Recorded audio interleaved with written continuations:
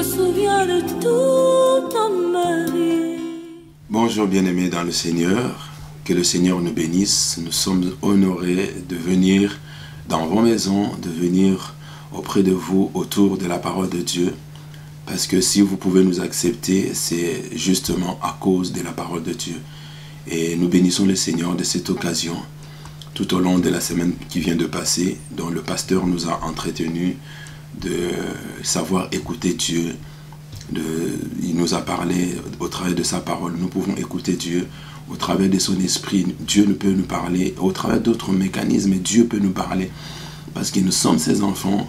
Et comme tout père, il voudrait s'entretenir avec ses enfants. Donc il utilise tous ces mécanismes-là. Aujourd'hui, nous allons parler d'un sujet qui nous tient à cœur, qui fait en sorte que nous puissions continuer toujours, même s'il y a un vent contraire, mais le Seigneur toujours nous fait grâce de comprendre ces choses-là. Avant cela, si vous permettez, je vais faire une courte prière pour nous introduire pendant ce moment. Nous te rendons grâce, Seigneur, pour cet honneur que tu nous fais de venir au-devant de ta face. Nous voulons te bénir, Seigneur, parce que ta parole est vie. Ta parole, Seigneur, nous donne ce que nous pouvons avoir dans ce monde. Et je te bénis parce que, Seigneur, pour moi, pour ma soeur et pour mon frère, tu as une parole, Seigneur, qui va réconforter, qui va nous encourager. Au nom de Jésus. Amen. Voilà, donc nous allons lire la parole de Dieu dans le psaume, chapitre 116, verset 10. La parole de Dieu nous dit: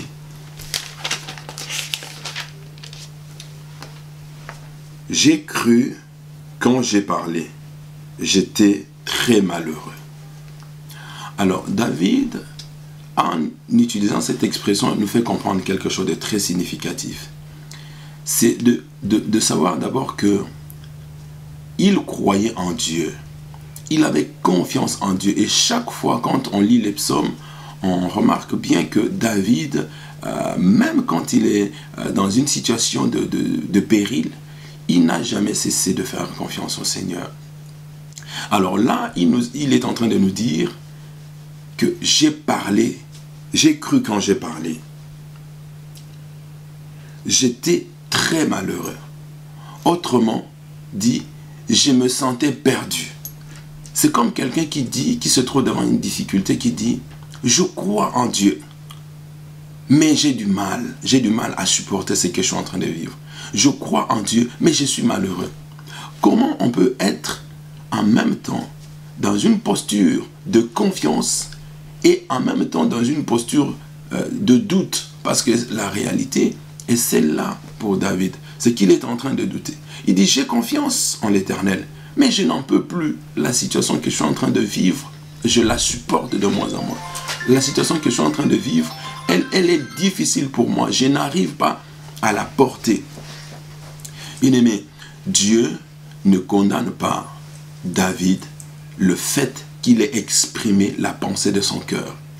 Dieu comprend que les difficultés que David est en train de vivre ne pourra pas atténuer son amour pour lui. C'est pourquoi même Dieu le laisse parler. Et je voudrais dire à quelqu'un que le fait même que David ait exprimé cette façon-là sa façon de parler indique clairement qu'il a réellement confiance en Dieu. Indique une foi profonde. Pourquoi je dis cela, bien-aimé? Il dit: je n'en peux plus.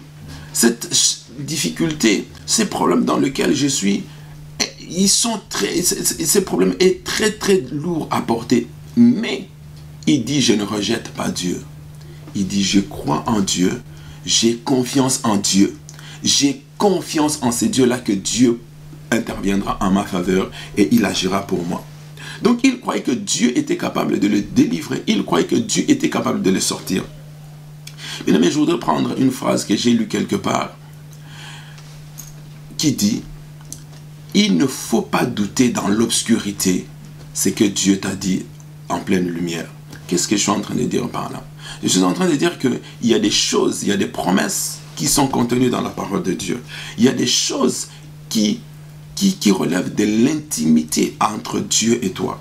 Il y a des choses que Dieu t'a il te les a adressés à toi dans un lieu secret peut-être. Peut-être qu'il est passé par un serviteur de Dieu. Il te les a dites, ces choses-là. Mais quand tu es dans l'obscurité, dans le moment des difficultés, dans le moment où tes repères se perdent, où les choses qui constituent la base sur laquelle tu te poses, où tu poses tes pieds, ces choses-là s'effritent, ces choses-là tombent. Tu dois te souvenir que Dieu m'avait parlé. Dieu m'avait dit que à tel moment, à tel endroit, dans telle circonstance, même si ces choses devraient arriver, crois en moi, je vais agir. Et si tu gardes cette espérance en toi, le Seigneur agira. C'est pourquoi David pouvait dire, j'ai confiance en mon Dieu. Et pourtant, je me sens perdu. Bien-aimé, ne perds pas courage, parce que le Seigneur t'a dit en pleine lumière, Dieu t'a convaincu, Dieu t'a parlé, et quand le moment d'obscurité arrive, tu commences à perdre repère. Alors, vous allez voir, par exemple, on peut prendre, dans le cadre toujours de cette confiance au Seigneur, l'exemple de Job. Job, c'est un exemple très parlant. Parce que alors qu'il était en train de subir à ses yeux, et ça pouvait paraître comme une injustice, parce que il dit lui-même que je suis innocent, ce qui m'arrive, je ne le mérite pas. Parce qu'au regard de Dieu, je suis irréprochable. Et Dieu lui-même, dans sa discussion avec Satan, il va rendre témoignage de la vie de Job. Il va dire, est-ce que tu as remarqué sur la terre mon serviteur Job? Et donc Job, quand le malheur est arrivé, bien aimé, c'est facile par moments lorsque nous lisons, nous-mêmes nous sommes parents, nous nous rendons bien compte que quand nous rentrons à la maison, notre réflexe c'est de chercher où se trouvent les enfants. Mais quand Job, on vient lui rapporter qu'il a perdu toute sa richesse, ce pourquoi il s'est battu, il a perdu ses enfants, et par-dessus tout cela, son corps est en train de souffrir pour une histoire dont il n'était ni l'acteur, enfin, il n'était pas impliqué directement. Mais dans le monde spirituel, il y avait un combat, il y avait une dispute. Si on peut appeler ça ainsi. Mais lui, ce que je veux épingler dans cette affaire, c'est qu'il a gardé confiance au Seigneur. Et quand nous lisons dans Job chapitre 10, verset 12, vous allez voir que même dans cette difficulté-là, même quand tout autour de lui, son monde s'est écroulé, quand ce qui faisait sa fierté s'est écroulé, ses amis ont commencé à le mépriser pour l'enfoncer davantage. Sa femme l'a poussé à maudire Dieu et à mourir. Mais lui, il n'a jamais perdu confiance. Donc dans Job chapitre 10, verset 12, il est dit, Dieu est bienveillant et aimant. Mais quand Job est en train de parler, il est en train de parler étant malade, étant endeuillé. Il a perdu tous ses enfants. Il a perdu toute sa fortune. Et il a même perdu ses amis. Parce qu'il est des amis qui, par moments, bon, on va les appeler ainsi, mieux vaut qu'ils soient loin. Mais Élihu et sa compagnie, ils sont venus. Ils ont encore enfoncé le clou pour que, au lieu d'être un soutien pour Job, ils sont devenus le bourreau pour ajouter le mal, le comble au malheur qui le touchait déjà. Il va dire le Dieu, en fait il a dit Dieu est le Dieu tout-puissant aussi. Quand nous lisons dans Job chapitre 42 verset 2, il dit Dieu est le Dieu tout-puissant. Il est capable de le soutenir. Il connaît chaque détail de sa vie. Il le sauvera.